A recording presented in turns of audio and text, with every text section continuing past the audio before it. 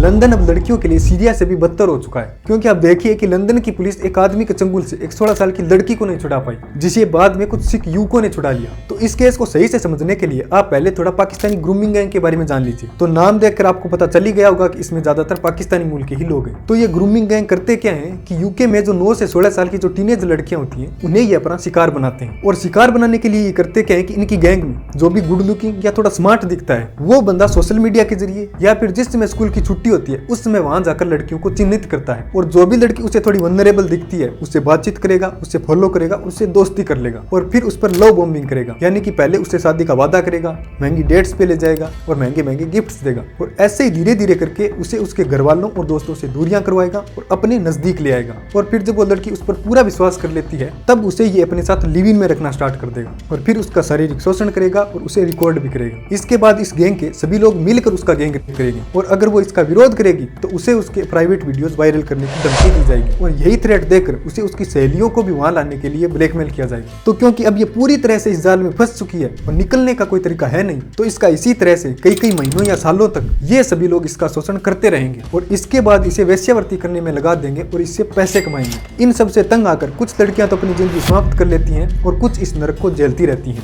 तो इसी grooming gang का एक 34 साल का अफगानी मूल का नागरिक लंदन में एक 13 साल की सिख लड़की को इसी तरह से लव बॉम्बिंग करके अपने जाल में लेता है और घर वालों से दूर कर देता है, और जब वो 16 साल की हो जाती है तब उसे अपने साथ रखने के लिए लिव इन में ले आता है, जहाँ पर ये खुद तो उस कार्य करता ही है, अपने साथियों को बुलाकर उनसे भी करवाता है। तो इस लड़की के घर वाले इनके चंगुल से छुड़ाने के लिए कई बार पुलिस वालों के पास गए, तो पुलिस वालों ने मदद करने की बजाय कहा कि अपनी मर्जी से गई होगी, हम इसमें कुछ नहीं कर सकते। लेकिन इसका पता जब जस्सा सिंह को चला तो वो 30 दिसंबर 2025 को उसके फ्लैट पर चले गए और उससे पूछा कि एक 34 साल का आदमी एक 16 साल की लड़की के साथ फ्लैट में क्या कर रहा है। तो उसने कथित तौर पर यह जवाब दिया कि तो उस दिन तो कुछ हुआ नहीं, लेकिन इसके 11 दिन बाद यानी कि 11 जनवरी को उसके फ्लैट के बाहर सिख कम्युनिटी के 200 से भी ज्यादा लोग वहां पहुंच गए, वहां पर नारे लगाई, उसका दरवाजा पीटा। तब पुलिस को दबाव में आकर एक्शन लेना पड़ा और आरोपी को गिरफ्तार किया और लड़की को उसके माता पिता को सौंप दिया। वहां के नेबर्स ने यह भी बताया कि उस फ्लैट में अब से नहीं बल्कि पिछले 9 साल से ऐसी कई टीनेज लड़कियां आती रहती हैं। ये सब सुनने और देखने के बाद भी आप पुलिस वालों की आयरनी देखिए कि पुलिस ने उस पर रेप या किडनैपिंग के चार्ज नहीं लगाए, बल्कि कॉमन असॉल्ट यानी मारपीट के चार्ज लगाए ताकि आसानी से छूट जाए। पुलिस उनसे डरती है कि अगर सख्त एक्शन लिया तो लोग उन पर रेसिस्ट होने का आरोप लगा देंगे। ये सही है ना वहाँ की पुलिस और गवर्नमेंट का कि आपका रेप होता है तो होता रहे,